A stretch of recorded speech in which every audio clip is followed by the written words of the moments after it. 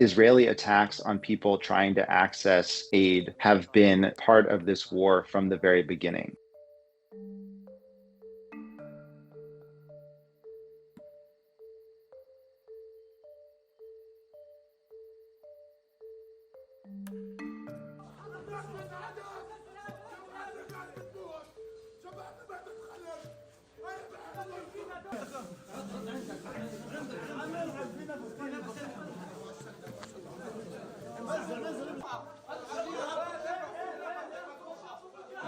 This investigation grew out of another investigation we did last year in 2024, in which we looked at the targeted killings of families who are cooperating with the United Nations to deliver aid to northern Gaza. We noticed that there was a pattern of killings of people who had gone to a few key roundabouts in northern Gaza to wait for aid trucks. It turned out that that pattern was actually just a small part of a much larger pattern, which we have been looking into since then. We found that these attacks routinely targeted soup kitchens, mosques, warehouses, and very often the actual exact same place over and over and over again. In the beginning of 2024, for example, we counted dozens and dozens of attacks, sometimes multiple a day, in two specific locations in northern Gaza, people going to collect food from trucks. We also noticed that these attacks tended to happen in clusters. So there would be several months of strikes on people going to collect aid at roundabouts. There would be several weeks or months of strikes on people going to collect food at soup kitchens or bakeries. And these incidents also tended to tie into different strategic and political developments inside Gaza. So based on all of that, I think it becomes very difficult to make the argument that these are random. The type of attack tended to change depending on the target. So for example, the attacks around roundabouts and the attacks we're now seeing at the Zakim crossing in northern Gaza, those are primarily gunfire targeting people going to get aid. When it comes to the attacks on soup kitchens and on bakeries, those were primarily airstrikes or drone strikes. We also saw a lot of incidents of Israeli quadcopter drones dropping bombs or shooting at people